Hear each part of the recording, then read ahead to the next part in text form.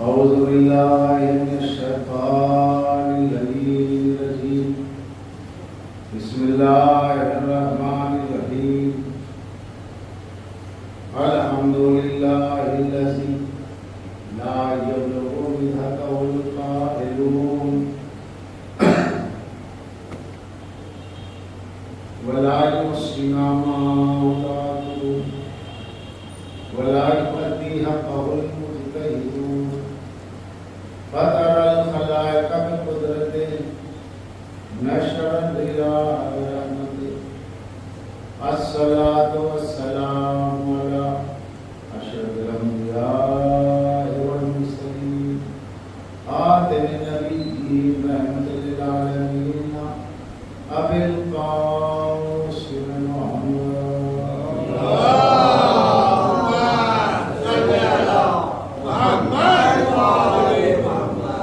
والصلاة والسلام على أهل بيت الطيبين الطاهرين المعصومين الذين عذب الله عنهم الرجس أهلا للبيت ويطهرهم تطهيرا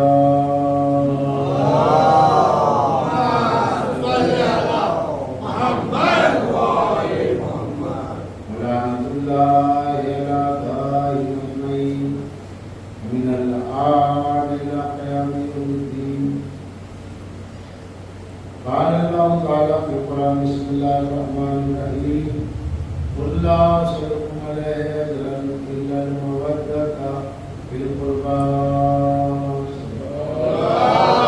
اللهم صل على محمد وآل محمد.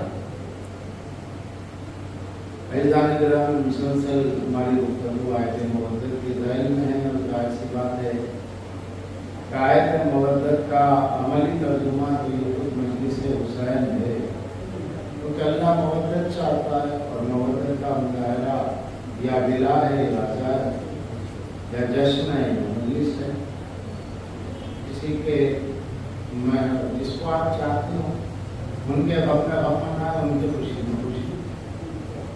محبت کا ثبوت کیا ہے؟ اگر دوست کے گھر چاہنے والے کے گھر میت ہو جائے تعزیت ہو جائے، اولاد ہو جائے مبارکباد دی. اگر اس کے برعکس ہو کہ وہاں میت رکھی اور یہاں پہلے لگائے جا رہے ہو تو مطلب یہ دوستی کا ثبوت نہیں. شاہی بن کے سڑکوں پہ کھڑے رہتے اور پھر یہ کہتے ہیں کہ ہم عاشق رسول ہیں، تو انہیں سوچنا چاہیے کہ رسول اللہ کے گھر میں تو 72 جنازے نکلے. جس دن آپ اس دن میلہ بنائے ہوئے، تماشا بنائے ہوئے، ناچ رنگ بنائے ہوئے، تو یہ کون سا عشر منایا جا رہا ہے؟ یہ امت کتنی اجنبی ہے. 1400 سال ہو گئے ابھی تک ان کو محرم کا پتہ نہیں. 1400 سال ہو گئے ابھی تک غم حسین کی معرفت نہیں. کوئی اپنا مر جائے عالم یا لیڈر تو سڑک پہ کالا جھنڈا لگا دے، اور جب مولا کے غم میں کالا کپڑا پہنو تو سوال ہے کہ یہ کیوں ہے؟ تمہیں اپنا بھائی سمجھ میں آتا ہے، اپنا لیڈر سمجھ میں آتا ہے، امام سمجھ میں نہیں آتا، نبی کا نواسہ سمجھ میں نہیں آتا. یہ کالے کپڑے کیوں ہے، یہ کیوں ہے؟ بھائی اگر کالے کپڑے سے اتنی چڑ ہے تو کعبے کی زیارت کو مت جاؤ، کیونکہ وہاں بھی کالا غلاف ہی پڑا ہوا ہے. جب سے مولا گئے آج تک تو کالا لباس ہی ہے. تو اگر کالے کپڑے سے اتنی نفرت ہو گئی ہے تو پھر حج میں بھی جائیے تو وہاں پہ بادشاہ کو لکھیے کہ بھائی یہ ہٹا دیجئے، یہ تو شیعوں کا طریقہ ہے. تو کہاں کہاں کی نشانیاں مٹائیں گے؟ پھر 13 رجب آئے گی، ہم ادھر خوشیوں میں کپڑے پہنیں گے، آپ کو برا لگے گا، اور وہاں رکن یمانی مسکرا رہا ہوگا. وہ جو کعبے کی دیوار میں در بنا ہے، وہ در کا جو شگاف ہے وہ تو آج تک بھی موجود ہے. کتنی کوششیں کی گئی، شیشہ پگھلایا گیا، کیا کیا کیا گیا، بڑی کوششیں کی گئی. نشان کو جتنا مٹاتے جاتے ہیں اتنا وہ ابھرتا جاتا ہے. مولا کی ولادت پر کعبے کی خوشی کو کوئی نہیں روک سکتا. تو ہماری خوشیاں کون روکے گا؟ ہم تو کعبے والے اور کعبہ ان کا ہے جو علی والا ہے، کیونکہ اللہ کے نبی نے کہا کیا، یا علی انت بمنزلۃ الکعبہ، اے علی تمہاری منزلت کعبے کی منزلت ہے۔ تو جب کعبے کا مرتبہ وہی ہے جو کعبے کے لیے فرمایا، علی کے لیے کہا یا علی انت بمنزلۃ الکعبہ، اور یا علی انت کمثل کعبہ، اے علی تم کعبے کی طرح ہو، کیونکہ کعبہ کبھی کسی کے پاس نہیں جاتا، سب کعبے کے پاس آتے ہیں۔ علی کبھی کسی کے پاس نہیں گئے، سب علی کے پاس آئے۔ علی نہ ہوتے ہم ہلاک ہو جاتے، علی نہ ہوتے ہم ہلاک ہو جاتے۔ علی کے در پہ آتے گئے، مسائل حل کرواتے گئے، منبر بھی نہیں چھوڑا، مطلب بھی نکال لیا ہے۔ کوئی چاہنے والا کسے کہتے ہیں؟ میں اگر کسی صاحب کی لیاقت اور ان کی قابلیت سے واقف ہوں اچھی طرح، اور یہاں آ چکے ہیں، تو میں کہوں گا کہ حضرات میں تو اشرا پڑھ ہی رہا ہوں، لیکن ایک مجلس صاحب ان سے بھی سنیے، بہت اچھے قابل ہیں، مجھ سے زیادہ پڑھے لکھے، مجھ سے زیادہ انداز بیان ان کا اچھا ہے، دل نشی ہے۔ تو کوشش یہ ہوگی کہ جس کو میں قابل جانتا ہوں، اگر واقعی جانتا ہوں تو میں یہ چاہوں گا کہ وہ پڑھیں۔ میں شاعر بہت اچھا ہوں لیکن مجھ سے بڑا شاعر ہے، تو میں کہوں گا کہ حضرات یہ موجود ہیں، آپ انہیں سنیے۔ آدمی باکمال اور دیانت دار شریف نسل کا اگر ہوتا ہے تو وہ دوسرے کا حق نہیں چھینتا، بلکہ حق کو حقدار دیتا ہے، حقدار کو حق دیتا ہے، اور کہتا ہے کہ نہیں آپ کا حق ہے صاحب، آپ شعر سنائیے، آپ کلام سنائیے، آپ ذاکری کیجئے۔ کیوں؟ اس لیے کہ آپ کا حق ہے، اللہ نے آپ کو کمال دیا ہے تو آپ کا حق ہے۔ میں آپ کے مقابل میں نہ اتنا شاعر ہوں نہ ویسا ذاکر ہوں، تو یہ ہوتی ہے بات ماننے والی۔ میری کوشش یہ ہے کہ میرے سے بڑا شاعر آ گیا تو اس کی چھٹی کیسے کروں، میری کوشش یہ ہے کہ میں اسی سے میٹر بھی لوں، اسی سے شعر بھی لکھوا لوں، اسی کا کلام اپنے نام سے پڑھ بھی لوں، اور کوشش یہ ہے کہ وہ نہ پڑھے۔ تو لوگ کیا کہیں گے؟ کمظرف آدمی، شریف نہیں ہے۔ تو بعد رسول کیا ہوا؟ تمام مسئلے علی سے حل کرواتے رہے، منبر کبھی نہیں چھوڑا، کبھی یہ نہیں کہا کہ نہیں بھائی علی کے ہوتے ہوئے میں کیا ہوں، آپ دیکھ رہے ہیں کہ میں ہر مسئلے میں علی سے پوچھ رہا ہوں، یہ نہ ہوتے تو میں ہلاک ہو جاتا، میں نیچے بیٹھوں گا، علی اوپر بیٹھیں گے، میرا مقام نیچے بیٹھنا ہے، علی کا مقام منبر پہ بیٹھنا ہے۔ تو یہ کبھی نہیں ہوا۔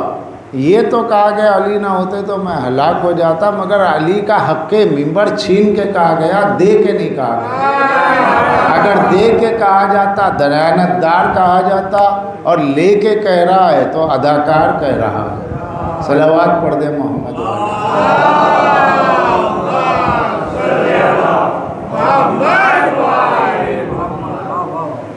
اور یہ اداکاری کو مولا کے گھر والے خوب سمجھتے تھے۔ ایک بار پہلے صاحب منبر پر بیٹھے ہوئے تھے، امام حسن علیہ السلام آئے اور دیکھا کہ منبر پہ میں اتروں، یہ میرے باپ کا منبر ہے، تمہارے باپ کا نہیں ہے۔ اپنا گھر سمجھ کے، اپنے گھر کا فرض سمجھ کے بیٹھ گئے، گھر کی کرسی سمجھ کے، یعنی میں مفہوم کہہ رہا ہوں، یہ میرے بابا کا منبر ہے، اترو۔ اتار دیا نا، اتر گئے۔ ہاں شہزادے آپ صحیح کہہ رہے ہیں، آپ ہی کے بابا کا منبر ہے، مگر آپ کو یہ بات کس نے سکھائی؟ تو مجھے کون سکھائے گا؟ ہم اہل بیت ہیں، ہمیں کوئی پڑھائے گا، سکھائے گا؟ تو اتار کے بتا دیا کہ ہم وہاں منبر پہ، ہمارے نانا کے منبر پہ وہی بیٹھے گا جو نانا کا لہو ہو، لہموں کا لہمی، دموں کا دمی کی منزل میں ہو، یا نواسا بیٹھے گا یا رسول کا بھائی بیٹھے گا، کسی اور کی جگہ نہیں ہے۔ کوئی اور بیٹھے تو دلیل محبت نہیں، یہ خیانت کی دلیل۔ علی جیسا علم تفسیر آپ کے پاس نہیں، جیسا کہ آپ کے پاس کچھ نہیں، آپ ہے زیرو۔ علی بولتا ہوا قرآن ہے، علی کی گفتار حدیث ہے، علی کی گفتار قرآن ہے، علی کی تلوار، علی کا کردار بلند ہے، علی کی علم، علی کا سخاوت بلند ہے، تو اس کے مقابل میں تو آپ کچھ بھی نہیں ہیں۔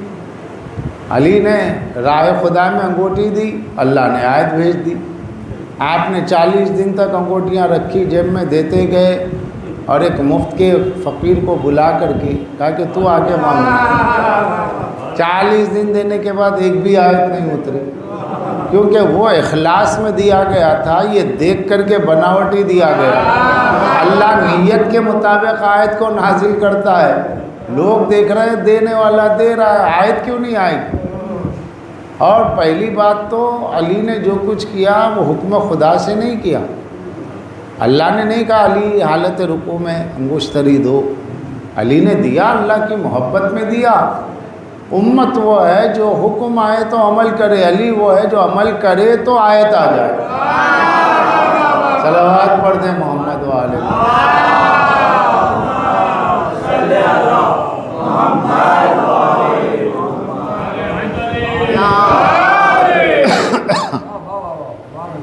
تو مولا کی نقل کرنے میں لوگوں نے اپنی عقل کو بھول گئے۔ بھائی نقل سے تھوڑی آیت اللہ آیت بھیجے گا، اللہ نے آیت بھیجی، علی کا اخلاص دیکھو۔ اب شب ہجرت رسول خدا کے بستر پہ حکم رسول سے سوئے، ورنہ علی سوتے کہاں تھے، راتیں عبادتوں میں کٹتی تھی، مگر چونکہ اللہ کے نبی نے کہا سو جاؤ تو کہا کہ نہیں، اب سونا اس لیے ہے کہ نبی نے کہا، اور سو کے نبی کی جان بچائی، سو کے مصطفیٰ کی جان بچائی۔ بتایا میں جاگتا ہوں تب بھی محافظ رسول ہوں، تو میری نیند بھی محافظ رسول ہے، میں سوتا بھی ہوں تو حفاظت پیغمبر ہے، حفاظت نفس خدا ہے، حفاظت مصطفیٰ ہے۔ تو یہ مودت جو رسول اللہ سے علی کو ہے فداکاری کی، اب وہ محبت جو اللہ سے مولا کو ہے، علی کو جو اللہ سے محبت ہے کہ راہ خدا میں انفاق کیا تو اللہ نے آیت اتاری۔ تو یہ سب میرے مولا کی شان، کیونکہ سخی کا بیٹا ہے، عادل کا بیٹا ہے۔ علی کون ہے؟ اس کا بیٹا ہے کہ جو سید بطحا ہے، اس کا بیٹا ہے جو احمد مختار کا پالن ہار ہے، اس کا بیٹا ہے جو اسلام کی نیا کا کھیون ہار ہے، اس کا بیٹا ہے کہ جو نبی کے لیے باعث افتخار ہے، وہ سرکار ابو طالب، کہ دنیا یا تو علی سے ابو طالب کو سمجھے یا ابو طالب سے علی کو سمجھے۔ کردار کی اتنی اونچی مثال، نصرت مصطفیٰ کی اتنی اعلیٰ مثال، اور مضامین کی بلندی کی اتنی اونچی شان، مضمون کی بلندی کی اتنی اونچی شان کہ جن کی شاعری کے مصروں کو اللہ نے قرآن میں وحی بنا کے بھیج دیا۔ قرآن کے نازل ہونے سے پہلے قرآن کی بولی بولنے والی ذات کا نام ہے ابو طالب۔ سرکار ابو طالب کہ لوگ ایمان پہ گفتگو کر رہے ہو، ان کی ایمان پہ کیا گفتگو کرنا، گفتگو اگر کرنی ہو تو حق تو یہ ہے کہ اس پہ گفتگو کرو کہ ابو طالب کی عصمت کیا ہے۔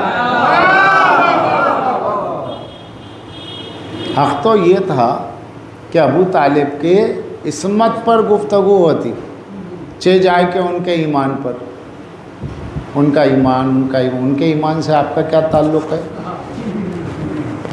نہیں، انہوں نے کلمہ نہیں پڑھا، اچھا تو ٹھیک ہے، نہیں پڑھا تو کیا ہوا؟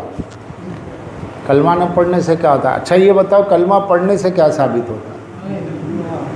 اگر کلمہ پڑھنے سے ایمان ثابت ہوتا ہے تو اللہ نے سورہ منافقون کیوں بھیجا؟ اگر کلمہ پڑھنے سے ایمان ثابت ہوتا تو اللہ سورہ منافقون کیوں بھیجتا؟ کیونکہ منافقین نے کیا کہا؟ قالوا نشہد انک لرسول اللہ واللہ یعلم انک لرسول ولکن المنافقین لکاذبون۔ اللہ نے کیا کہا کہ منافقین کہتے ہیں قالوا نشہد، ہم گواہی دیتے ہیں آپ اللہ کے رسول ہیں۔ تو اللہ کہہ رہا ہے کہ بے شک اللہ جانتا ہے کہ آپ اس کے رسول ہیں، مگر منافق جھوٹ کہہ رہے ہیں۔ ارے جب منافق وہی کہہ رہے ہیں جو اللہ کہہ رہا ہے کہ اللہ کہہ رہا ہے میرے رسول ہے، منافق بھی کہہ رہا ہے یہ اللہ کے رسول ہے، اللہ کہہ رہا ہے ہاں بات تو ٹھیک ہے کہ یہ اللہ کے رسول ہے، لیکن منافق غلط کہہ رہا ہے کیونکہ یہ جھوٹا ہے۔ کیا مطلب ہوا کہ اللہ کی بات کو یہ اپنے دل سے نہیں کہہ رہا ہے، زبان سے تو کہتا ہے، دل تصدیق نہیں کرتی۔ تو کلمہ زبان سے پڑھا جاتا ہے، تصدیق دل سے ہوتی ہے، ویریفیکیشن کہاں ہوگا؟ دل سے ہوگا نا۔ تو زبان سے کلمہ پڑھنے، تو اللہ نے منافق کی مذمت کیوں کی کہ زبان سے کلمہ پڑھتا ہے لیکن دل میں ایمان نہیں ہے، اسی کو تو منافق کہتے ہیں۔ تو ابو طالب اگر کلمہ پڑھنے کا تمہارے پاس روایت پائی جائے تو پھر تم کس صف میں رکھو گے؟ کیونکہ علی کی دشمنی میں پتہ نہیں تم ابو طالب کو کس خانے میں رکھ دو۔ علی دشمنی میں پتہ نہیں سرکار ابو طالب کو کس خانے میں رکھ دو۔ اس لیے کلمہ پڑھنے والوں میں سرکار ابو طالب کا تعلق نہیں، کلمہ پڑھنے والوں سے کوئی تعلق نہیں۔ اگر کوئی کہتا ہے نہیں پڑھے تو ہاں بھائی نہیں پڑھے، جاؤ۔ کیوں نہیں پڑھے؟ نہیں پڑھے تو تمہاری بات کو تھوڑی دیر کے لیے سپوز فرض کرو نہیں پڑھا، نہیں پڑھا تو کیا ہوا؟ وہاں پڑھنے والے کو اللہ منافق کہہ رہا ہے۔ جب پڑھنے والے کو منافق کہہ رہا ہے تو اس میں مومن کون ہے اور منافق کون ہے؟ مومن وہ ہے جس کے دل میں علی کی محبت ہے، ہو چکی ہے بات۔ اللہ کے نبی نے فرمایا علی نہ ہوتا تو مومن کی پہچان نہ ہوتی، تو پتہ چلا مومن کی پہچان علی سے ہے۔ تو جب مومن کی پہچان علی سے ہے تو علی کے بابا کا ایمان کیا ہوگا؟ جب مومن کی پہچان علی سے تو علی کے بابا کا ایمان کیا ہوگا؟ کس بلندی پہ ایمان ہوگا؟ پھر علی کے بابا ہیں، اور پھر وہ ذات ہے کہ جس کے لیے وہ رسول کھڑے ہو جاتے ہیں آنے پر، کہ جن کی تعظیم کو 1,24,000 انبیاء، ایک کم 1,24,000 انبیاء جس کی تعظیم کو کھڑے ہو جائے، وہ نبی جس کی تعظیم کو کھڑے ہو جائے، اس سے سرکار ابو طالب ہے۔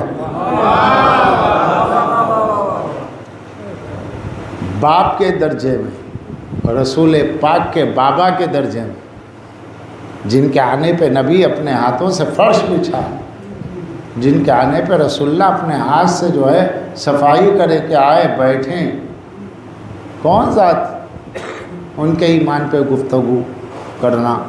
کلمہ نہیں پڑھا۔ اجی چھوڑو کلمہ پڑھنے والی بات، ان کا تعلق کلمہ پڑھنے والوں سے نہیں ہے، ان کا تعلق کلمہ پڑھانے والوں سے۔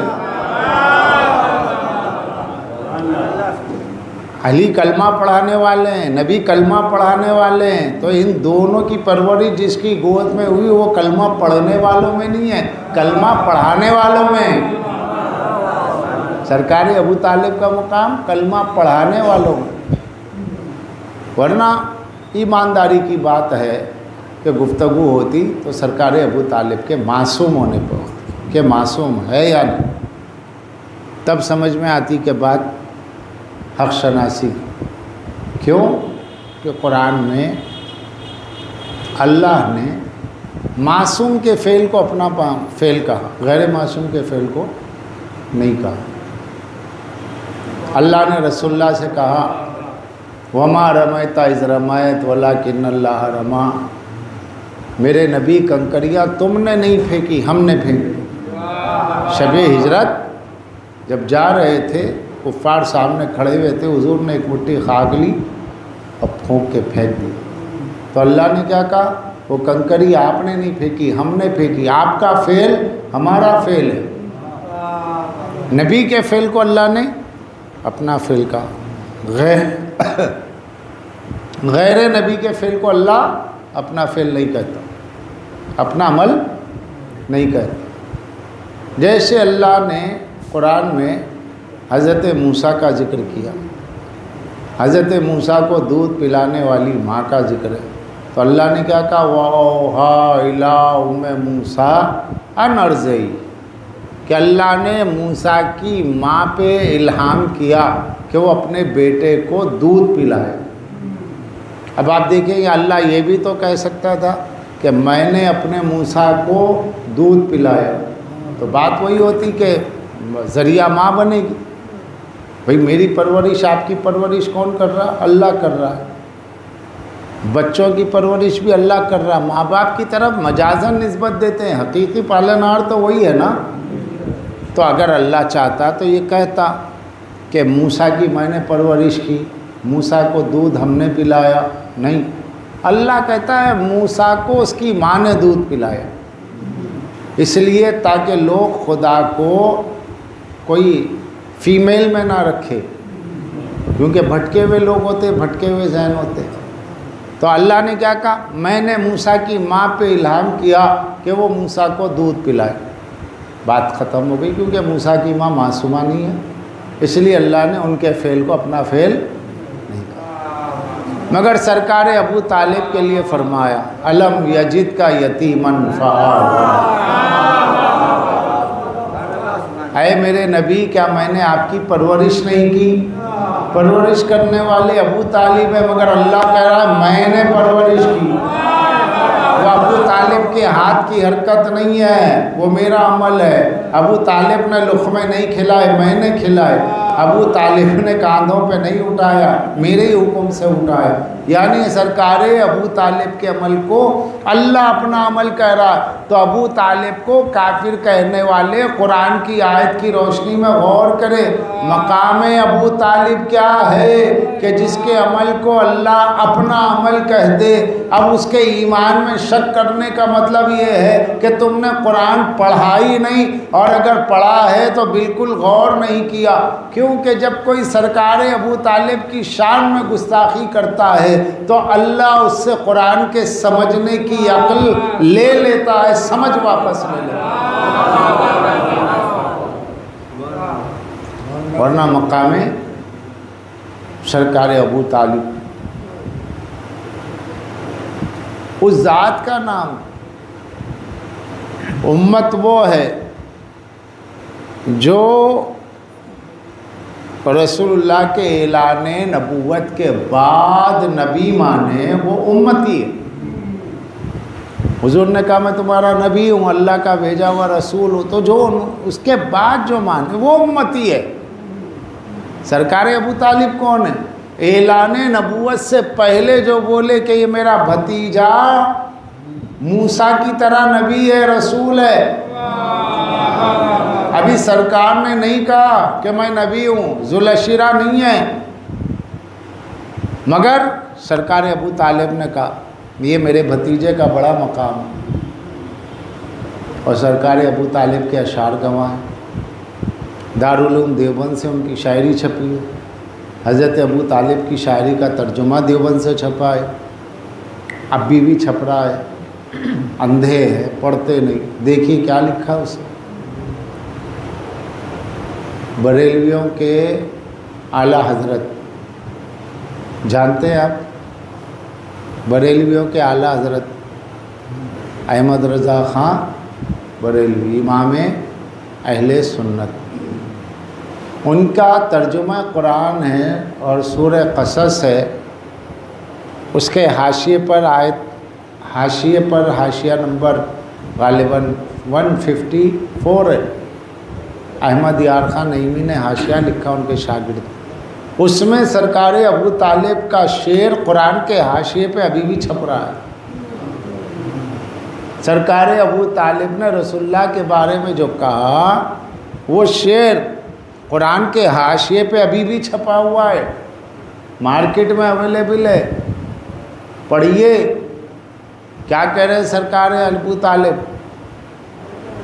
وَلَقَدْ عَلِمْتُ بِأَنَّ دِينَ مُحَمَّدٍ خَيْرٌ مِّنْ أَدْيَانِ دِينَ الْبَرِيَّةِ، فرماتے ہیں میں بتحقیق جانتا ہوں کہ محمد کا دین تمام دنیا کے دینوں سے اچھا ہے۔ کلمہ آپ پڑھیے، ابو طالب کلمے کے معنی بتا رہے ہیں۔ صلوات پڑھ دے محمد والے۔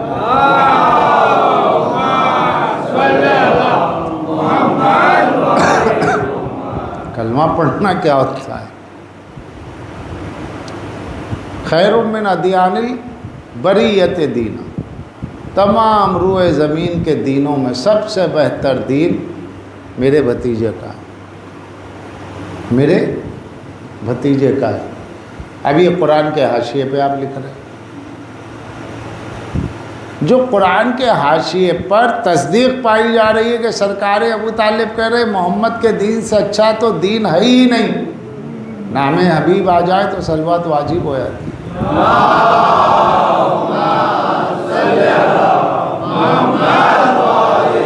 ہے نا۔ اب پھر اس کے بعد قرآن کے بعد مسلمانوں کے پاس سب سے محترم کتاب کون سی ہے؟ قرآن کے بعد جس کتاب کو وہ بڑا درجہ دیتے ہیں وہ کون سی کتاب ہے؟ حدیث کی ہے نا۔ وہ تو آپ ہے یار، شیعوں کی بات تھوڑی ہو رہی، سنیوں کی بات ہے۔ سنی قرآن کے بعد کس کتاب کو محترم مانتے؟ بخاری شریف۔ اب لے کے آئیے بخاری شریف، میں منبر سے کھول کے دکھاؤں۔ سرکار ابو طالب دنیا سے چلے گئے، ایک مرتبہ ایسا ہوا کہ مکے میں قید پڑ گیا۔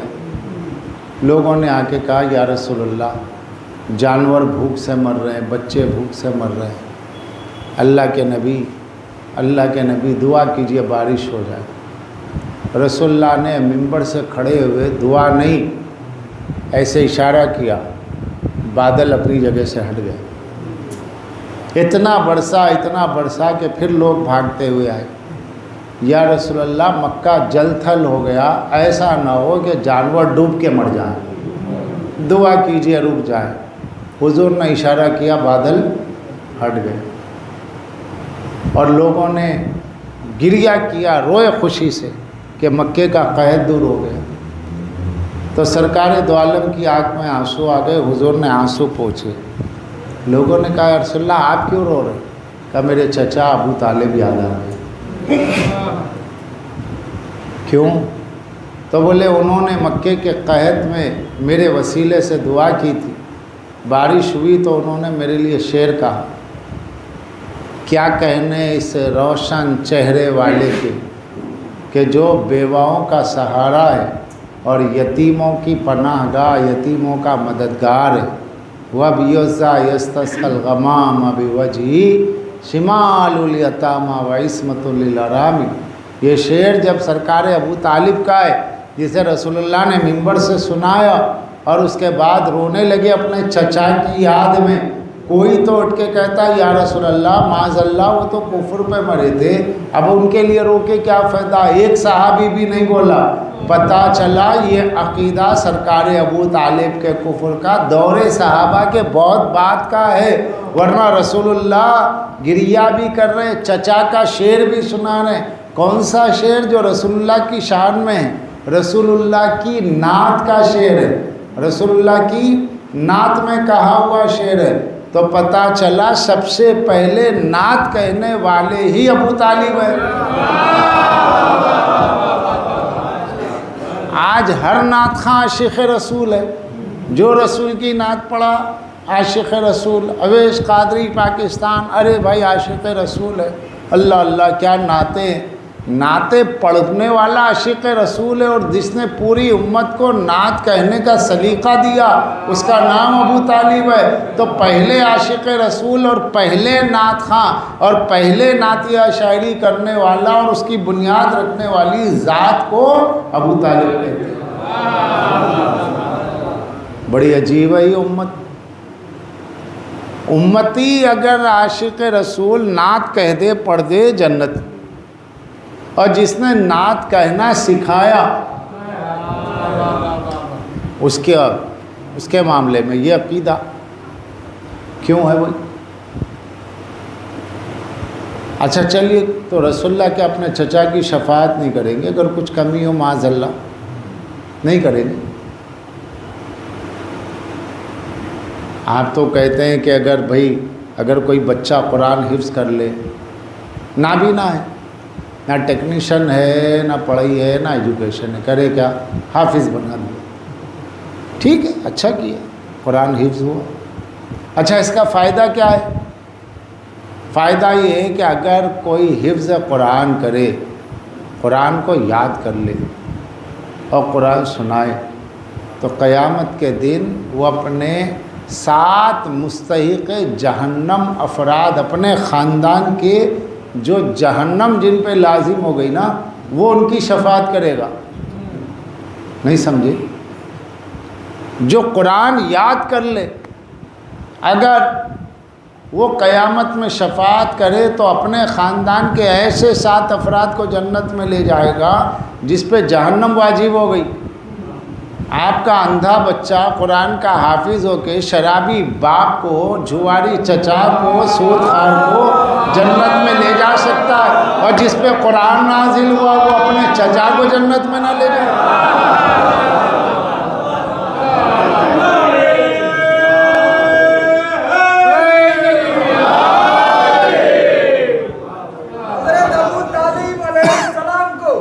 کافر سمجھنے والے زندہ اور مردہ لوگوں پہ لعنت۔ حیدری آواز بلند نعرہ الصلوات۔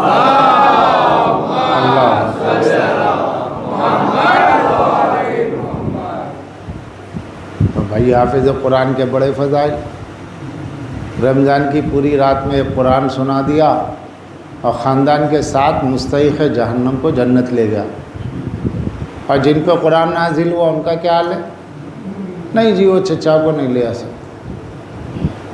آپ لے جا سکتے اپنے چچا کو۔ امتی کا چچا جنت میں جائے گا، نبی کا چچا نہیں جائے گا۔ ابھی تو ایک راز کھولوں گا میں اس مجلس میں۔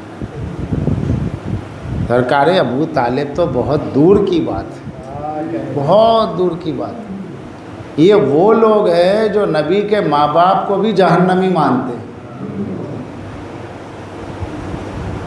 عقیدہ ہے بھائی، عقیدے کی کتابوں میں، حدیث کی کتابوں میں، صحیح مسلم شریف میں، بخاری کے بعد کسی نے آگے کہا یا رسول اللہ میرے باپ کا انتقال ہو گیا، کیا وہ جہنم میں یا جنت میں؟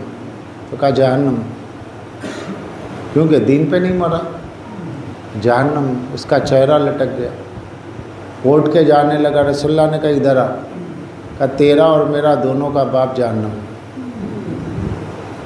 تیرا باپ اور میرا باپ جہنم میں۔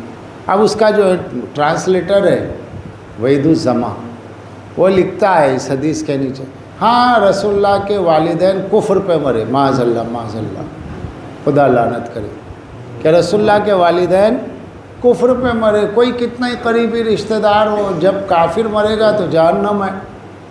تو پھر ادھر سے کوئی بھی آ جائے گا آزو بازو سے، کیا ہندوستان میں اسلام پھیلا کے کیا کرتے؟ آپ اپنے باپ کی فکر کر رہے، اپنے اماں باپ کو جنت میں لے جا رہے۔ وہاں تو جو کلمہ پڑھ رہے جن کا، وہ تو اپنے ماں باپ کو نہیں لے جا سکتے نا۔ میں تھوڑا حیدرآبادی لہجے میں بول دیا جملہ، کیا لے جائیں گے آپ؟ ارے آپ پڑھ کے کیا کرتے ہیں کلمہ؟ اپنے والدین، آپ کے باپ مسلمان، آپ کے دادا مسلمان، رسول اللہ کے بابا دادا چچا نہیں، واہ، رسول اللہ کا سارا خاندان کافر معاذ اللہ جہنمی، اور آپ 7 نسل اوپر اور 7 نسل نیچے جنت میں۔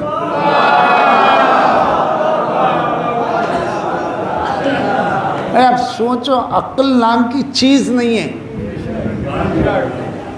اب اس پہ چلے اسلام پھیلانا۔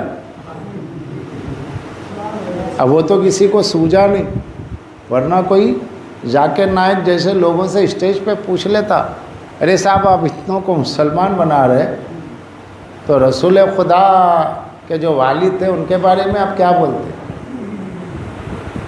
سر چھپانے جگہ نہیں ملے گی شرم سے، لوگ کہیں گے لعنت ہے۔ ارے یہ کوئی دین ہے؟ جو دین کا فاؤنڈر ہے، جس سے دین چل رہا، اس کا خاندان جہنم میں، وہ کیا میں جنت میں سورگ میں لے جائیں گے؟ یہ سب سے بڑی چیز ہے۔ سورہ توبہ کی 13ویں آیت کی تفسیر میں کہ رسول خدا اپنی ماں کی قبر پہ کافی دیر بیٹھے رونے لگے۔ ماں کی یاد ہے، ماں ماں ہوتی ہے، پھر سرکار دو عالم کی ماں۔ تو جب بہت دیر بیٹھ کے روئے اور اٹھے تو کہا یا رسول اللہ کیا ہوا؟ کہا کہ میں اپنی ماں کی قبر کی زیارت پہ آیا تھا تو پتہ چلا والدین کی قبروں کی زیارت نبی کی سنت، قبر کی زیارت پہ آیا تھا۔ میں نے اللہ سے کہا میرے پروردگار میری ماں کو بخش دے۔ اللہ نے کہا نہیں، تمہاری ماں نہیں بخشے جائے، ہاں تم زیارت کر سکتے ہو مگر مغفرت مت مانگنا، مغفرت نہیں ہے میرے پاس۔ کیوں؟ اسلام پہ نہیں مری۔ آئیں سرکار دو عالم کی مادر گرامی، تو رسول اللہ کی مادر گرامی کو کافرہ جہنمی وہی لکھے گا، وہی کہے گا جس کی ماں کا کردار ناپاک ہوگا۔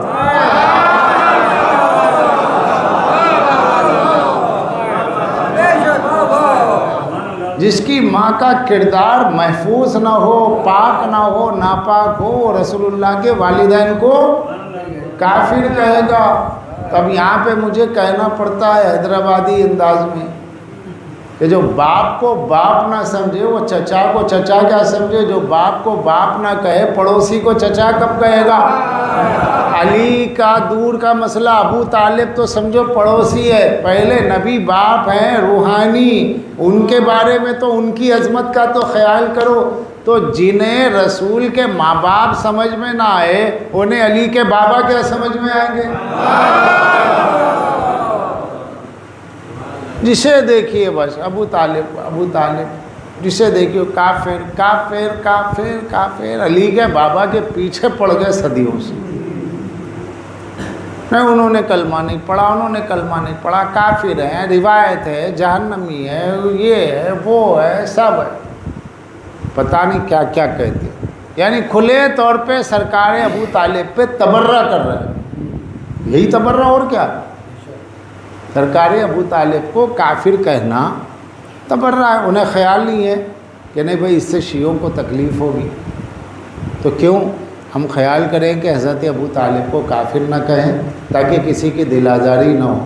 سارے خیالات اور ساری رواداری، ساری مروتیں ہمارے لیے، ہمارے دشمن کے لیے تو کوئی ہے ہی نہیں مسئلہ، وہ تو جو چاہے کہہ دے، حسین کی عزاداری پہ جو چاہے زبان درازی کر دے، تعزیے پہ جو چاہے بول دے۔ سرکار ابو طالب کو کافر، علی کے بابا کافر معاذ اللہ، علی کے بابا معاذ اللہ کافر، علی کے باپ کافر معاذ اللہ۔ ارے بھائی کتنے بار کہو گے علی کا باپ، علی کے علاوہ بھی اوروں کے بھی تو باپ ہیں، کبھی ان پہ بھی ریسرچ کرو کہ کون اسلام لایا ہے نہیں لایا۔ کیا علی کے بابا کے سوا کسی کا باپ ہی نہیں تھا؟ کہ جو آپ ریسرچ نہیں کرتے کہ کنہوں نے کلمہ پڑھا، ان کے ابا نے پڑھا کہ نہیں پڑھا، ان کے ابا نے پڑھا، کس کے پتا جی نے پڑھا، کس کے پتا جی نے کلمہ نہیں پڑھا۔ وہاں پہ ایسی نہیں ہے۔ اور بھی لوگ ہیں کہ نہیں ہیں، ان کے بارے میں نہیں ہے کہ انہوں نے پڑھا کہ نہیں پڑھا، انہوں نے پڑھا کہ نہیں پڑھا۔ علی کے بابا کے پیچھے پڑھے کہ علی کے ابا نے پڑھا کہ نہیں پڑھا، پڑھا نہیں پڑھا، نہیں پڑھا نہیں پڑھا، تو کیا ہے؟ اس کو کیا کہتے ہیں؟ بغض کی انتہا۔ یہ دشمنی کیوں؟ یہ دشمنی اس لیے ہے کہ علی جب کبھی میدان میں آتے تھے، بدر سے لے کے حنین تک جہاں میدان میں آئے فخر سے کہا انا ابن علی ابن ابی طالب، میں علی ابو طالب کا بیٹا، احد میں کہا میں علی، بدر میں کہا میں علی ابو طالب کا بیٹا، خندق میں کہا میں ابو طالب کا بیٹا، خیبر میں کہا ابو طالب کا بیٹا، حنین میں کہا ابو طالب کا بیٹا، کعبے کی چھت پہ گئے تو کہا میں ابو طالب کا بیٹا، نبی کے دوش پہ آئے تو کہا میں ابو طالب کا بیٹا، کافروں کو امانتیں دے کے مدینے آئے لوگوں نے کہا پوچھا تو کہا میں ابو طالب کا بیٹا۔ تو علی نے میدانوں میں کہا میں ابو طالب کا بیٹا۔ تو اب یہ پریشانی ہوئی کہ جہاں علی کی عظمت بیان ہو رہی ہے ابو طالب کا ذکر خود ہی آ رہا ہے. راکب دوش نبوت ابو طالب کا بیٹا، صاحب آیت ولایت ابو طالب کا بیٹا، آیت تطہیر ابو طالب کا بیٹا، سورہ دہر ابو طالب کا بیٹا، مرضات اللہ ابو طالب کا بیٹا، ید اللہ ابو طالب کا بیٹا، عین اللہ ابو طالب کا بیٹا، وجہ اللہ ابو طالب کا بیٹا، علم اللہ ابو طالب کا بیٹا، جنب اللہ ابو طالب کا بیٹا، ولی اللہ ابو طالب کا بیٹا، نفس اللہ ابو طالب کا بیٹا، وصی رسول اللہ ابو طالب کا بیٹا. تو جب جب علی کی فضیلت بیان ہو رہی ہے ابو طالب کی بھی عظمت ہو رہی کہ کل ایمان کا بابا ابو طالب ہے. تو یہ جو میدانوں میں آ کے علی کہتے تھے میں ابو طالب کا بیٹا، اور پوری کائنات جانتی ہے کہ سرکار ابو طالب سے لے کر کے حضرت ابراہیم خلیل اللہ تک پورا شجرہ ہے. اور عربوں کا دستور یہ تھا کہ جب جنگ ہوتی تھی مخالف سے تو ایسے نہیں ہوتی، اس کو شجرہ سنانا پڑتا تھا. جیسے جنگ بدر میں مدینے کے لوگ آئے، مدینے کے جو انصار تھے انہوں نے ابو جہل کے لشکر سے کہا کہ یہ ہمارے مہمان ہیں، ہم لڑیں گے یہ نہیں لڑیں. انہوں نے کہا، ابو جہل نے کہا ہم تمہارے شجروں کو نہیں جانتے، ہمیں پتہ نہیں تمہارا شجرہ کیا ہے، جس کے شجرے سے ہم واقف نہیں اس سے ہم نہیں لڑیں گے. اس لیے یہ جو مکے والے ان کے شجروں سے ہم واقف ہیں یہ لڑیں گے، ہٹو میدان سے. وہ لوگ ہٹ گئے، بدر والے آئے اور پھر اس میں بدر میں جو اصحاب نے اپنا اپنا شجرہ پیش کیا تو جنگ ہوئی.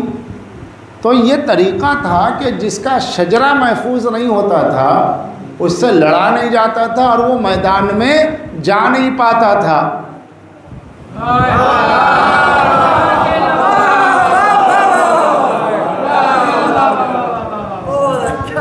کیونکہ میدان میں جائے گا، سامنے اللہ پوچھے گا تو کون، باپ کا نام بول، دادا کا بول، پردادا کا بول، تو بڑی پریشانی ہو جاتی تھی. تو بھلائی اس میں تھی کہ جب جنگ ہو رہی ہے بھاگ جاؤ تاکہ باپ کا نام نہ بتائے. جب جنگ ہو رہی ہے بھاگ جاؤ تاکہ باپ کا نام ہی نہ بتانا پڑے. تو راز یہ تھا بھاگنے کا. فرار کا راز وہ ہے بھاگنے کا، کرار کا یہ راز ہے ٹکنے کا. تو اب یہ چیڑ ہو گئی کہ جن کے شجرے مشکوک تھے، محفوظ نہیں تھے، اب ان کی نسلوں نے کہا کہ ہر میدان میں ابو طالب کا نام ہے، آؤ ابو طالب ہی پہ کچھ گفتگو کرے اور ابو طالب کے ایمان کو موضوع بحث بنا کر کے کفر کے فتوے جاری کرے. تو کرو، ہم کب کہہ رہے ہیں مت کرو، کرو. ابو طالب کو کافر کہنے سے ہم نہیں روک رہے، تمہارا کفر سامنے آئے گا. کیوں؟ ابو طالب ایک آئینہ. ابو طالب کیا ہے؟ آئینہ ہے. اس کے سامنے ایک کالا آدمی جائے گا آئینے کے، آئینہ کہے گا تو کالا ہے. اب وہ کہے کہ یہ آئینہ مت دکھاؤ یار، یہ مجھے کالا کہہ رہا، تو ہے کالا تو کالا ہی بولے گا. وہ کیا ہے آج کل تو بچے کچھ کرتے، وہ لانچنگ اور کیا کیا لگا لیتے، بہرحال مجھے تو پتہ ہی نہیں. تو وہ بھی کر کے چلے جائے تب بھی آئینہ دیکھیں گے کالا ہے. ارے اب کیوں کہہ رہا ہے بھائی کالا؟ ارے تو تیری اصلیت وہی ہے. اب کیا ہوگا اس سے؟ ایک شخص سامنے گیا، آئینہ دیکھا، آئینے نے کہا تو گورا ہے. تو جس کی جو حقیقت ہے آئینہ وہی بولے گا نا. تو ابو طالب ہے آئینہ.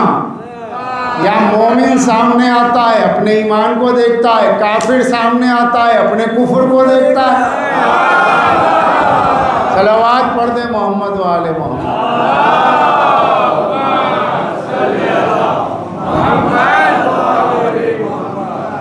آپ نے بہت سنا ایمان ابو طالب پر، لیکن میں کوشش کر رہا ہوں کہ میرا سفر کامیاب ہو، رٹی رٹائی باتیں نہ ہو، سنی سنائی زیادہ نہ ہو. کچھ سنی سنائی ہو تو کچھ ایسی بھی ہو کہ جو نہیں ہو، تاکہ مجلسیں جو درسگاہ ہے وہاں سے کچھ ملے. آپ نے غور کیا تو لوگوں کو یہ فکر رہتی تھی. اب پوری نسل کی نسل پیچھے پڑی. تو اب آئینے کے سامنے آ گئے. آئینہ ہے ایمان کا سرکار ابو طالب. تو اب یہ جتنے کہہ رہے ہیں نا کافر کافر، تو یہ کیوں کہہ رہے ہیں؟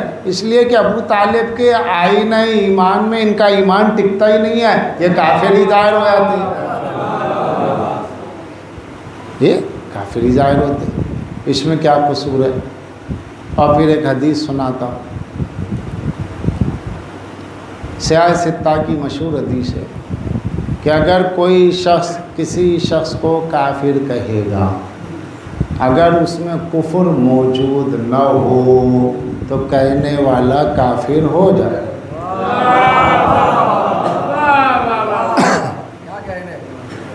اگر کوئی کسی کو کافر کہے اور اس میں کفر کہیں سے موجود نہ ہو، کہیں سے، تو کہنے والا کافر ہو جاتا ہے. ہمیں کیا کرنا ہے؟ جتنا کہنا ہو بولو سرکار ابو طالب کو تم کافر. جتنے کافر بول رہے کافر بن رہے، کافر بول رہے کافر بن رہے. شیخ الحدیث سے حافظ قرآن ہے. کافر کہے گا کافر ہوگا، مولوی کافر کہے گا کافر ہوگا، عالم کافر کہے گا کافر ہوگا، مفتی کافر کہے گا. کیونکہ جتنے کفر کے تیر ابو طالب پہ جا رہے ہیں سب پلٹ کے کافر کہنے والوں پہ لگ رہے ہیں. ایمان کب ختم ہو گیا پتہ نہیں چلا، مسلمان سمجھ کے مسلح پہ کھڑا ہے. تو بہت سے کافر آپ کو وہ نظر آتے ہیں جو باہر شیوالوں میں ملتے ہیں، مندروں میں ملتے ہیں، لیکن اصلی کافر تو مسلح پہ ہے. دل میں کفر، زبان پر ایمان کا نام ہے اور ذہن ہے ابو طالب کے ایمان کے بارے میں بحث کا. تو مسجدیں بھی انہیں بد دعا دیتی ہیں، مسلح بھی بد دعا دیتا ہے. اے ابو طالب کو کافر کہنے والے تو آیا کیوں یہاں مسلح پر؟ نہ سجدہ راضی، نہ سجدہ، نہ تو تسبیح راضی ہے، نہ عبادت کے لیے، نہ مسجد کی اذانیں راضی ہے. سرکار ابو طالب کو کافر کہنے والے خود اپنے نقصان میں، کیونکہ ان کا ایمان ہی نہیں ثابت ہوتا ہے. تو اپنے ایمان کے ثبوت کی بات کرو، ابو طالب کے ایمان پہ گفتگو نہ کرو. ابو طالب کے ایمان کے لیے اتنا کافی ہے کہ جس کو یاد کر کے نبی روئے، جس کی شان میں قرآن کی آیت ہو، قرآن ابو طالب کے ساتھ، جبریل ابو طالب کے ساتھ، علی ابو طالب کے ساتھ، نبی ابو طالب کے ساتھ. تمہارے ساتھ کون ہے؟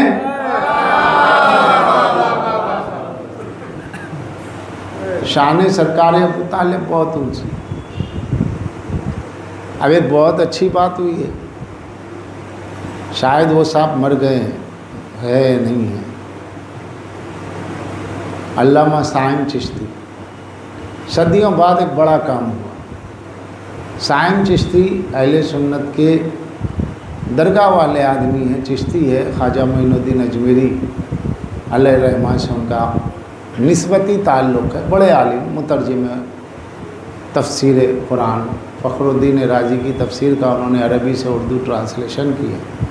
انہوں نے ایک بڑی اچھی کتاب لکھی، ایمان ابو طالب. اس میں سیاہ ستہ، بخاری کی جتنی روایتیں ہیں نا، کہ جس میں ہے کہ معاذ اللہ سرکار ابو طالب کے کفر پر روایتیں، ان ساری روایتوں کا بندے نے پوسٹ مارٹم کر دیا اور ثابت کر دیا کہ کہیں دور و نزدیک سے امکان اور خیال بھی نہیں پایا جاتا ابو طالب کے کفر کا. اور اس نے ایمان ابو طالب پہ کتاب لکھی. اور تو اور طاہر القادری صاحب، جن کی بڑے جے جےکار ہوتی ہے، بڑے اہل بیت کے فضائل بھی پڑھتے ہیں، بلکہ مصائب بھی پڑھتے ہیں. مگر جو ہے مشکل بات یہی کہ علی کو بلا فصل ماننے میں نہیں ہے ہمارے ساتھ. خیر وہ جیسے بھی، انہوں نے کتاب لکھی القول الغالب فی ایمان ابو طالب. عربی نام ہے کتاب کا، کتاب اردو میں ہے، نام عربی میں. انہوں نے بھی سرکار ابو طالب کی شان میں کتاب لکھی. اب لوگ جاگ رہے ہیں، بات سمجھ میں آ رہی ہے. کہہ رہے بھائی یہ تو بڑی غلط بات ہے، کیا کلمہ پڑھے، کلمہ پڑھنے والے کو لا رہے. دیکھ رہے کلمہ پڑھنے والوں کا حشر کیا ہے؟ جو نبی کا ناصر ہو اس کے لیے کلمے کی بات کی جا رہی. جو رسول اللہ کی پناہ گاہ ہے، جو رسول کا پرورش کرنے والا ہے، جو رسول کا نکاح خواں ہے، جو رسول اللہ کی پرورش کرے، اس کے لیے کیسے کلمہ؟ انہوں نے بھی لکھا اور سرکار ابو طالب کے ایمان پر ثبوت ایمان میں گفتگو کی۔ تو ابھی ایسے لوگ ہیں شیعت کے مخالف ہیں، ہم یہ کہہ رہے ہیں کہ شیعت کے مخالف ہوں گے وہ الگ بات ہے، مگر سرکار ابو طالب پر کوئی گستاخی نہ ہو۔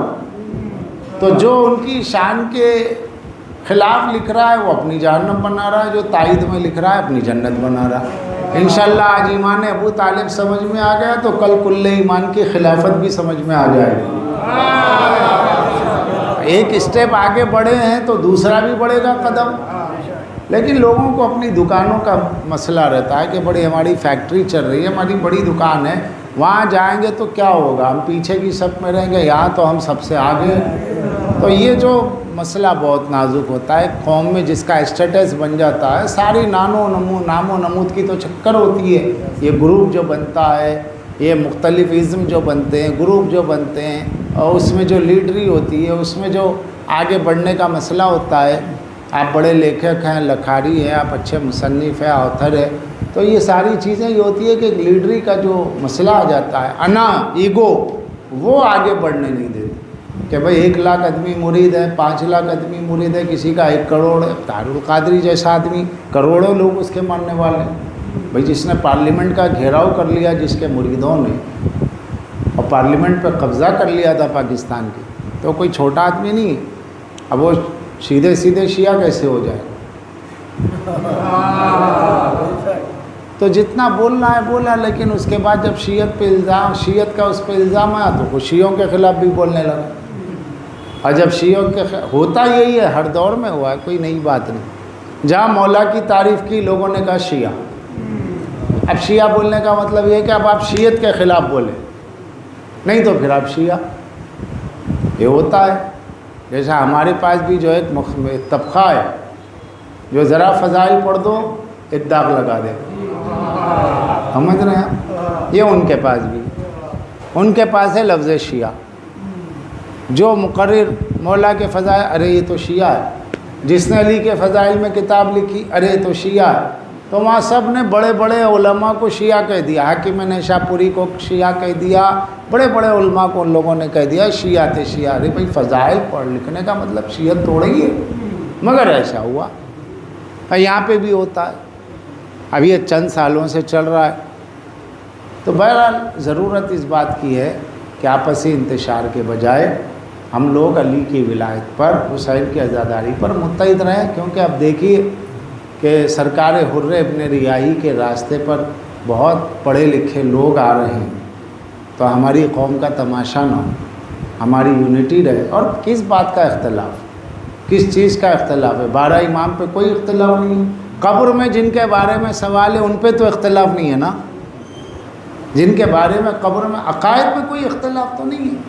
اب اگر کہیں کسی چیز پہ اختلاف ہے تو کوئی اختلاف ہی نہیں ہے۔ اختلاف بنانے کو تو، برننگ ٹاپک بنانے کو تو کوئی بھی ایشو بن جاتا ہے۔ جس سے اختلاف ہو اس کے پاس پہنچ کے بھائی آپ کی بات ہماری سمجھ میں نہیں آئی، اس سے گفتگو کرے، اس سے ریفرنس لیں، کوئی حدیث لیں، کوئی مسئلہ ہے کسی عالم کا بیان کردہ، کسی مرجع کا بیان کردہ تو وہ لے، تو آپ کو پتہ چلے۔ ریفرنس بھی نہیں ہوگا، گفتگو بھی نہیں ہوگی، پڑھ کے کوئی گیا اور گفتگو آپس میں جھگڑے لڑائی، تو یہ سب چیزیں ترقی کرنے والی قوموں کی نہیں۔ اب ہمارے بچے پڑھ رہے ہیں، ہمارے چھوٹے بھائی پڑھ رہے ہیں، بڑے ہو رہے ہیں، ان کے سامنے یہ چیزیں ہیں۔ آگے یہ دنیا بڑھے گی، سائنس اور کمپیوٹر سے دنیا الگ ترقی کر رہی ہے۔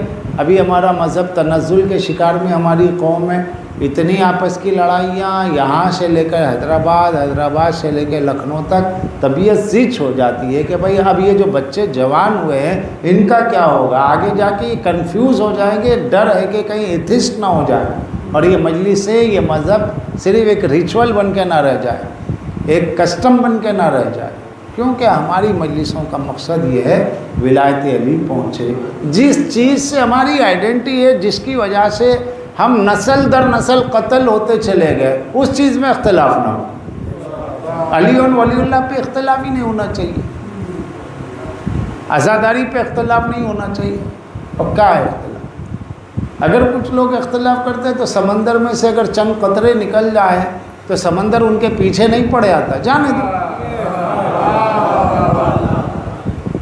برننگ ٹاپک بنانے سے، ایشو بنانے سے قوم کی بدنامی ہوتی ہے. اب میڈیا کا زمانہ ہے، سوشل میڈیا کا دور ہے، محرم ہے، عزاداری ہے، عزاداری کریں. ایسے ایشو ہمارے درمیان میں نہیں ہونے چاہیے کہ جس کی وجہ سے قوم کی بے عزتی ہونے پائے. کیونکہ اغیار بھی دیکھتے ہیں، شیعہ دوست ہوتے ہیں، شیعوں کے بھی سنی دوست ہوتے ہیں، کبھی واٹس ایپ جاتا ہے، کبھی کوئی بات جاتی ہے تو لوگوں کے سامنے نہ ہو. میں یہاں پڑھ رہا ہوں، اگر کوئی بات آپ کو لگے کہ غلط پڑھ رہا ہوں تو مل کے پوچھ لیجئے، میں ریفرنس دے دوں. اور اگر آپ سے مجھے ریفرنس مل گیا کہ میں نے غلط پڑھا تو ممبر سے کہہ دوں گا، کیونکہ انسان غلطی نہیں ہو سکتی. کیا اگر ایک آدمی ہے جب غلطی ہونا ممکن ہے تو غلطی ہو جائے، اپنی غلطی پہ معافی چاہیے. ہوتا کیا ہے کہ لوگ اپنی غلطیوں پہ اڑ جاتے ہیں جس کی وجہ سے پرابلم کریٹ ہوتا ہے. تو غلطی کس سے بھی ہو جاتی ہے. ابھی میرے پڑھنے میں کوئی غلطی ہو جائے، کوئی ہمارا چھوٹا بھائی بچہ بیٹھا ہو کہہ دے بعد میں قبلہ آپ نے یہ ریفرنس دیا یہ غلط ہے. ہاں بیٹے صحیح کہہ رہے ہیں آپ. دوسرے دن میں نے کہا کہ نہیں یہ ریفرنس ہے، اور بولنا پڑے گا جس نے آپ کو بتایا، تاکہ اس کی حوصلہ افزائی ہو اور اس کی مثال دوسرے بن سکیں. کیونکہ ممبر بھائی ہماری گفتگو کے لیے نہیں ہے، یہ آل محمد کا حق بیان کرنے کی جگہ ہے. یہ صرف ان کے حق کے بیان کرنے کی جگہ ہے. ہمارا اپنا کچھ بھی نہیں ہے. یہ ہمارا کیا ذکر ہوگا؟ ان کے ہی ذکر کے لیے اگر زمین کے سارے درخت قلم بن جائے، سمندر سیاہی بن جائے، تو انہی کے ذکر کے لیے جن اور انس لکھیں تو دن کافی ہے نہ رات کافی ہے. تو اوروں کے ذکر کا یہاں پہ وقت ہی کہاں ہے؟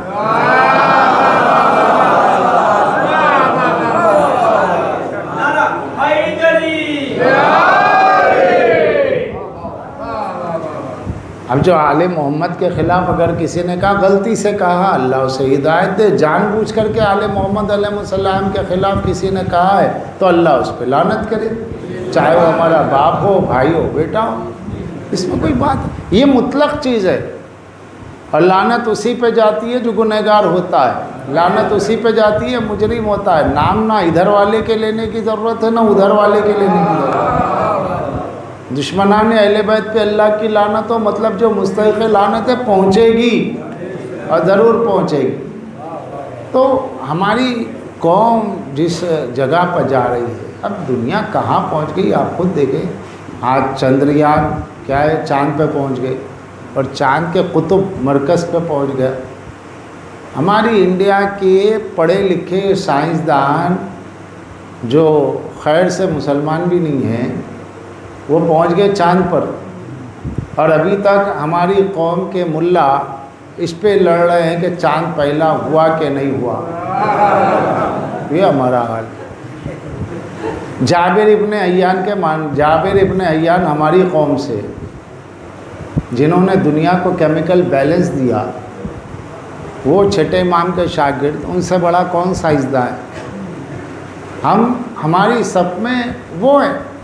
تو جس کی صف میں جابر ابن حیان جیسا کیمسٹری کا ماہر، جیسا سائنسدان موجود ہے، اس کے ماننے والے کون سے جانور انڈے دیتے، کون سے جانور بچے دیتے میں پڑے ہوئے. یہ ہماری تنزلی ہے. ان مجلسوں کو درسگاہ سمجھ کے آنا چاہیے، درسگاہ سمجھ کے پڑھنا چاہیے. مناظرہ پڑھے، کتابوں کی روشنی میں پڑھے، اچھی زبان کا استعمال کریں، اپنوں کی اصلاح کرے، اچھی زبان کے ساتھ اصلاح کرے. کسی کی محبت میں اندھے ہو کر کے کسی کے خلاف نہ جائے. محبت یہی سکھاتی ہے کہ انما المؤمنون اخوہ، سورہ حجرات میں موجود ہے. مومن سب آپس میں بھائی بھائی ہیں. ایک بھائی کا ایک بھائی تماشا نہ بنائے، ایک بھائی کا ایک بھائی بے عزتی نہ سوچے. اور کسی کی غلطی یا بے عزتی پر جو مذاق اڑانے کی ضرورت نہیں. پتہ نہیں تم سے کب غلطی ہو جائے. سب ہو، بس عقیدے کی غلطی نہ ہو. کیونکہ عقیدے کی غلطی اگر آپ کی انفرادی ہے تو آپ کا اور خدا کا مسئلہ ہے. لیکن عقیدے کی غلطی مجمع میں ہے تو پھر مجمع محشر میں گواہی دے گا. بہت سے گناہ ہوتے ہیں اللہ اور بندے کے بیچ میں ہی رہتے ہیں، تیسرا گواہ نہیں. لیکن عقیدہ ایک ایسی چیز ہے، اس میں جب لوگوں میں بیان کیا جاتا ہے تو محشر میں پبلک گواہی دے گی، آپ نے یہ پڑھا تھا۔ کیوں کہ میں پھر وہی بات دہراؤں کہ ہم لوگ جو اس وقت مجلسیں کر رہے ہیں آزادی کے زمانے میں کر رہے ہیں، لیکن اہل بیت کا جو دور رہا، ائمہ طاہرین کا جو دور تھا، آپ دیکھیے اگر آج کوئی شخص قبرستان جائے اس کے باپ کی قبر ٹوٹی ہے، اس کے باپ کی قبر ٹوٹی ہے تو اسے نیند نہیں آتی جب تک کہ قبر نہ بنا۔ ماں کی قبر ٹوٹی ہو تو اس وقت تک جب تک کہ ماں کی قبر نہ بنا دے نیند نہیں آتی۔ اور اگر کسی بیٹے کے سامنے اس کی باپ کی قبر کو جان بوجھ کے توڑا جائے تو اس کا کیا عالم ہے؟ اگر کسی بیٹے کے سامنے باپ کی قبر کو توڑا جائے تو اس پہ کیا گزرے گی؟ دشمنی کی جائے۔ وہ تو جیتے جی یہ سمجھ لیجئے کہ موت کا شکار ہو جائے۔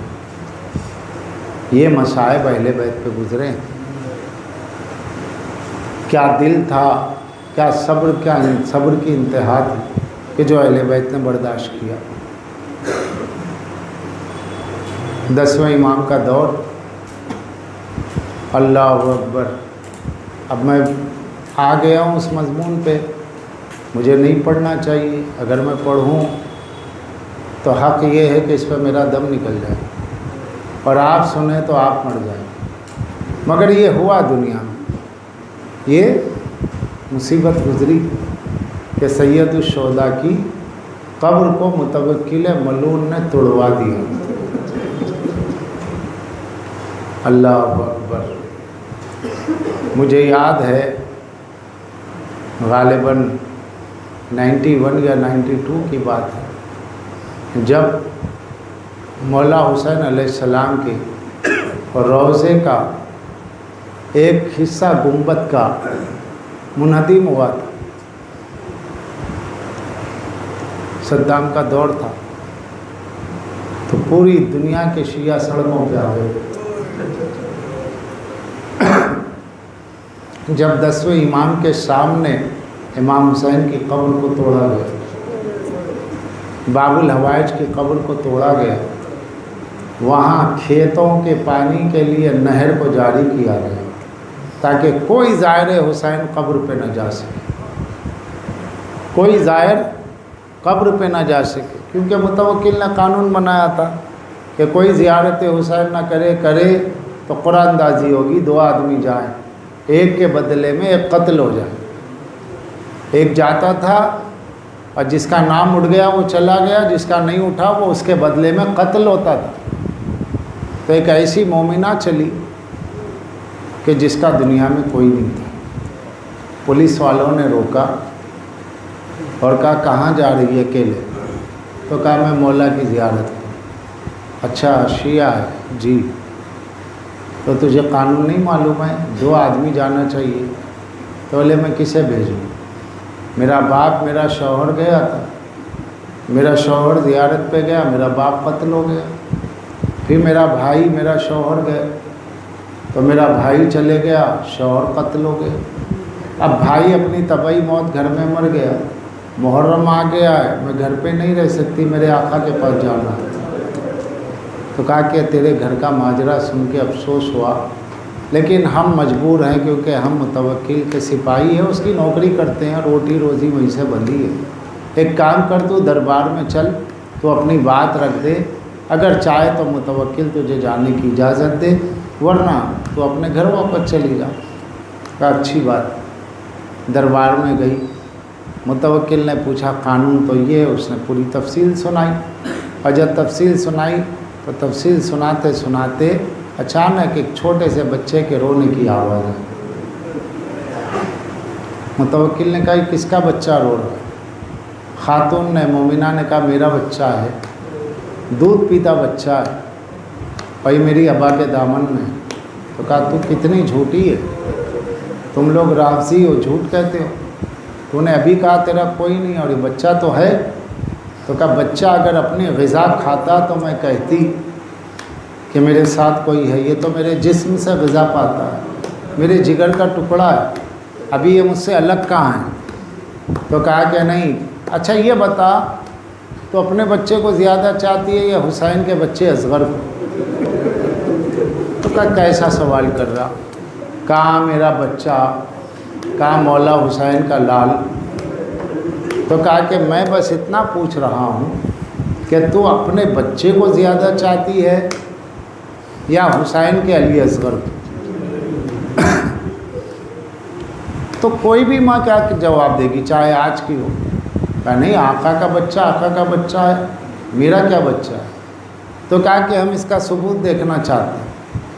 یہ کہہ کے بادشاہ نے ایک جگہ اشارہ کیا، جلاد فوری اٹھا، ماں کی گود سے بچہ لیا اور وہیں خنجر سے گلا کاٹ دیا. تڑپ کے رہ گئی ماں، مگر چیخ کے روئی نہیں. متوکل نے کہا کہ چل اب تو اپنے امتحان میں کامیاب ہوگی، میں تجھے کربلا بھیج دوں گا. ایک کام کر، جاتے وقت اس بچے کے جسم پہ سے پھلانگ کے جانا، اپنا پیر اس پہ سے گزارنا، پیر رکھنا مت، گزارنا. اس نے دل کو مضبوط کیا، کہا مولا حسین میرا بچہ تو آپ کے بچے پہ قربان ہو گیا. اور دل ہی دل میں مومنہ نے کہا کہ پروردگارہ مجھے اتنا صبر دے دے کہ میں اپنے آقا کے روضے پہ چلی جاؤں، آقا کی قبر پہ چلی جاؤں. جسم پھلانگ کر کے وہ دربار سے گرتے پڑتے، گرتے اٹھتے، گرتے اٹھتے، سو جگہ گرتی گئی، سینکڑوں جگہ اٹھتی گئی اور زخمی ہو گئی. اور پانی میں سے گزرتے گزرتے آواز دیتی تھی، آقا آخر میں کیسے آپ کی قبر تلاش کروں. ایک خوشبو آئی، خوشبو کی جانب عورت بڑھتی گئی، مومنہ بڑھتی گئی. جیسے جیسے خوشبو بڑھی وہ مومنہ اس خوشبو کی طرف گئی. اور جب چلتے چلتے دیکھا تو پانی طواف کر رہا ہے، اب بیچ میں سے پانی نہیں گزرتا. پہچان گئی میرے آقا کی قبر ہے، لیکن ایک قدم آگے نہیں بڑھا تھا کہ اس کے پیر کو پتھر سے مار لگا، جس کی شدت زخم کی وجہ سے وہ وہیں پہ قبر پہ ہاتھ رکھے ہوئے بے ہوش ہو گئے. اب جو غشی طاری ہوئی، دیکھا کہ آقا حسین بیٹھے، شہزادی رباب بیٹھی. شہزادی رباب کہتی ہے والی جب سے میرا بچہ اصغر گیا ہے اب کسی ماں کے لال کا کٹا گلا میں نہیں دیکھ سکتی. اے والی میرے آقا اس کا بچہ اسے واپس کر دیجیے. یہ سننا تھا کہ کہتی ہے میری آنکھ کھلی. اب جو میں نے دیکھا تو مزار کے بازو میں پانی کی سطح پہ جس بچے کو پھینک دیا گیا تھا وہ بچہ پانی کی سطح پہ مسکراتا ہوا مجھے دیکھ رہا ہے. آواز آئی، اے زائرہ اپنے بچے کو لے جا، ہم نے تیرا بچہ واپس کر دیا. بچے کو گود میں اٹھا کے کہا اے آقا میرا بچہ واپس کر دیا، کاش بی بی رباب کو اصغر واپس ہو جاتا. آواز آئی مومنہ ہم امتحان کی منزل میں تھے، رباب نے امتحان دیا، اب تجھ سے کوئی امتحان مقصود نہیں. آواز دے کے کہا اے آقا ارے رباب کا کلیجہ ہے جس کا بچہ قبر میں بھی محفوظ نہ رہا، وہ اس کی گود خالی ہو گئی اور میری گود کو بی بی نے آباد کر دیا. پالنے والے تجھے واسطہ ذکر محمد والے محمد کا ذکر کو قبول فرما، ہمیں کوئی غم نہ دے بجز غم حسین کے.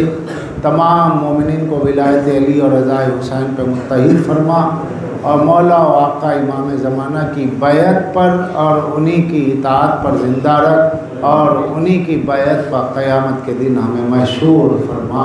آل محمد کی شفاعت فرما، امام زمانہ کے ظہور میں تعجیل فرما، ہمیں ان کے ناصروں میں شمار فرما.